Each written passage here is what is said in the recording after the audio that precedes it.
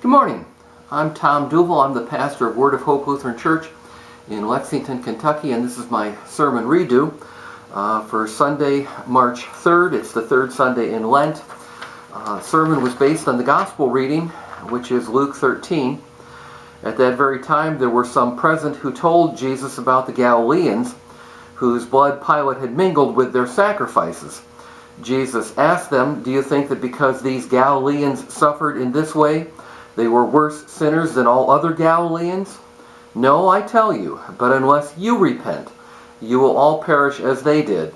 Or those 18 who were killed when the Tower of Siloam fell on them. Do you think that they were worse offenders than all the others living in Jerusalem? No, I tell you, but unless you repent, you will all perish just as they did." Then he told this parable. A man had a fig tree planted in his vineyard, and he came looking for fruit on it and found none. So he said to the gardener, "See here, for 3 years I have come looking for fruit on this fig tree, and still I find none. Cut it down. Why should it be wasting the soil?" The gardener replied, "Sir, let it alone for 1 more year, until I dig around it and put manure on it. If it bears fruit next year, well and good. But if not, you can cut it down." I've been a pastor in a congregation for 35 years now, and one of the things that I think about pretty much every week is, please don't let me be boring. Anything but boring. And that really comes from this sense that there is power in the good news of Jesus. There is this power to transform. There is power to give new life. Jesus, if he is anything, he is not boring. He is not ho-hum. He is not the same old, same old. He's always finding ways to be unpredictable for us. So that when we talk about the good news of Jesus, we ought to have much more that sense that we're playing with matches and gasoline in a fireworks factory. There's something explosive that could go on. Except that with Jesus, it's in a good way. Please don't let me be boring. I know that I'm only human and that there's no possibility of my being, terribly sparkling every Sunday. In fact, I generally feel that I'm hitting pretty well if I'm, 1 for 4, okay? And I know that many of us on a Sunday morning file into worship, and we have just been hammered by the week. We are just overwhelmed. We wear boredom like a defense mechanism. It's a barrier. We're trying to keep the world at bay. We couldn't get excited if somebody handed us a check for $1 million. I understand that. But still, I know that there is power in the good news of Jesus to break through any barrier. And I guess I'd like to think that every once in a while I'm kind of a partner in that breakthrough process. I mentioned this because now, after 35 years of pastoral ministry, I have probably preached on this gospel reading, 11, 12 times, and there's no possibility. There is no possibility that I won't repeat myself. There's some stuff about this gospel that just bears repeating. For instance, this question that people come to Jesus with about those people who had some sort of a desecration visited upon them by Herod the ruler. And Jesus fills in the blank for them. He says, pretty much, the question on your mind is, were those people worse sinners than anybody else? And then he adds his own example. The 18 people that the Tower of Siloam fell on, were they worse than all the other people in Jerusalem at the time? That's a question that we ask many times in our lives, and it's never boring. It gets put slightly different, and the question is, why do bad things happen to good people? We wish we could get away from those times when we ask that question, but the fact of the matter is, there are those times they just make us weary of how often that question just pops into mind. Jesus, you'll notice, does not answer the question. He immediately flips it onto the people who have brought that concern and says, unless you repent, unless you turn around, you will likewise perish. And I can tell you at that point, there wasn't anybody in the crowd who was feeling bored. If anything, they probably couldn't get out of there quick enough.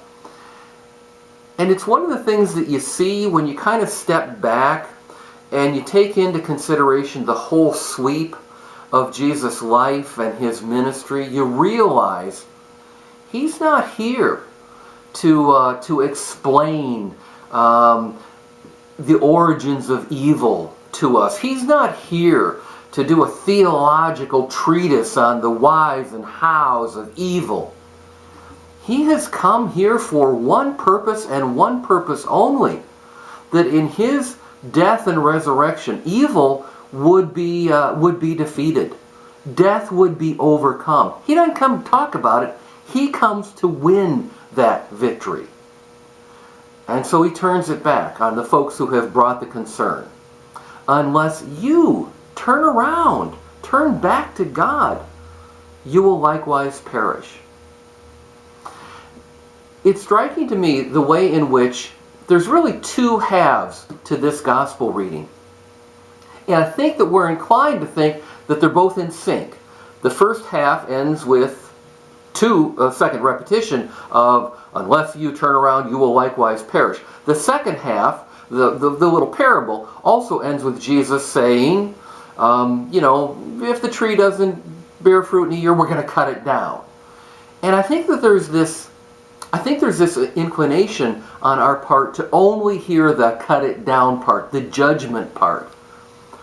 I really don't think that's what Jesus had in mind when he told this parable.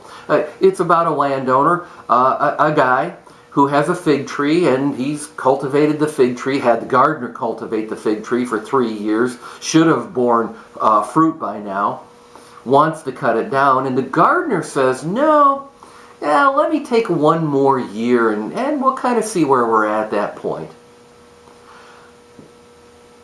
It was several years ago, I think it was 1985, when I had the opportunity to take a trip to Israel, to the Holy Land, to Palestine. And it was a great experience. It really gave me much more of a sense of the land itself. Just the geography was very helpful for me. I remember this one day in particular. Got up as usual, have breakfast, you're with a tour, you get on the bus, you get off the bus, first stop for the day. And the tour guide, who was really very good, said, as you're getting off the bus, you'll notice that right ahead of you, for those who haven't seen one before, this is a fig tree. So, of course, we're like a bunch of idiot tourists, and so we're snapping pictures, and people are standing next to it and having their picture taken, and it's October, it's late in the season. I think it was the time when you would normally see figs. I could be wrong about that, but all the other tourists had gotten the fruit off the tree before us. Didn't really make any difference. I was standing off of one side, and of course, like everybody else, I took a picture of the tree. But I was standing off to one side, and the tour guide says, to somebody else, don't worry if you can't get a good picture. These things grow like weeds around here. I didn't think of it much at the time, but later on when I came back to this particular parable, all of a sudden it took on a whole new cast for me. Wait a minute. Jesus, as he tells the parable, is having the gardener recommend 1 whole year of cultivating carefully around the roots and mixing in the fertilizer and watering and standing on his head and all kinds of things like that. He's already done this for 3 full years. He's doing this for a tree that grows like a weed, excuse me? And by the way, just so you know, we have evidence, very solid evidence, that the ground, the land in that area was far more fertile in Jesus' day than it is in ours. So Jesus is recommending that something that nobody in their right mind would do for a tree that really ought to just grow like a weed. Well, I think the deal is Jesus isn't trying to tell us best practices of agriculture. what Jesus is doing is that he's talking about the amazing patience of the landowner, or to be more specific, I think that Jesus is telling this parable to remind us of the incredible impatience, or the credible patience of the Father, the God he calls Father, this incredible waiting, patient love for us to turn around, for us to get it, for us to listen, for it to click in that we really are beloved of God, and that makes all the difference in the world. And so you end up with this, I think, this kind of interesting paradox. I think this sort of tension. The first half of the gospel reading has to do with urgency. Now is the time. This is the moment. Turn around.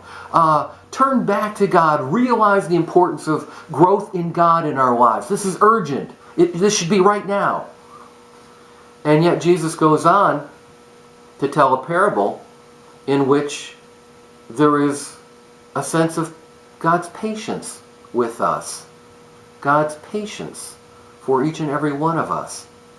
And it reminds me that there is that element that runs through the whole of our faith life. And that's really what keeps it from being boring. There's this tension. There's this tension between patience and urgency. And it seems to me that Lent is a season that has both. Our faith has these tensions running through them. One of the perhaps easiest to come to mind is the tension between being saint and sinner at the same time. We are saints. We've been, as we like to say by our tradition, we have been washed in the blood of the Lamb. We are absolutely pure. We have been forgiven. We've been made whole in Jesus Christ. Which means that if you list all the saints for the last couple thousand years, all the majors, from God's perspective, we're considered to be among them. We are saints in Jesus Christ because of his death and resurrection, the outpouring of his Spirit, his healing power. But the fact of the matter is, we are also sinners. We are, in the sight of God, we're to be considered among the wretches of the earth. And although that's difficult to swallow, difficult for our pride to really get a grip on, it's absolutely true. And for the full truth, you got to be able to hold up, you got to be able to hang on to both sides of this tension. To recognize that we are a saint is to hear the good news, which keeps us from dipping into the depths of despair. To hear that we are sinners is to keep us from that self-righteousness that leads us to believe that I'm a pretty good guy, I'm a pretty good guy. The full truth of our faith life in Jesus Christ is that there is this tension. There's this tension, which is constant and which is never boring. One last piece to this. In this Lenten season, each week I've been highlighting some element of the marks of discipleship. This week I highlighted prayer. I'm not so sure that this is a tension, but there is kind of this paradox in our prayer life. In our prayer life, people sometimes ask the question, so does prayer really change God, or does prayer just change me? To which, of course, the answer is yes, both, indeed, all of the above. We're invited into a relationship with God, a God who wants to hear from us, a God who is more willing to grant than we are to ask. And yet at the same time, the other side of that paradox is that very often, maybe most often, we discover that prayer opens us up to what God has in mind for us. We often come thinking about what we can get, and what we get instead is a deeper understanding of the God who loves us. Each week in our weekly sheet, our announcement sheet, I try to come up with a good quote And I like this one. It's from G.K. Chesterton. Let your religion be less of a theory and more of a love affair. You know, I don't know about you. I will say there's only one heavy love affair in my life, and she happens to still be my wife by God's grace, I'm sure. That love affair has been many things, but it has never been boring, you know. It's always wild, it's always unpredictable.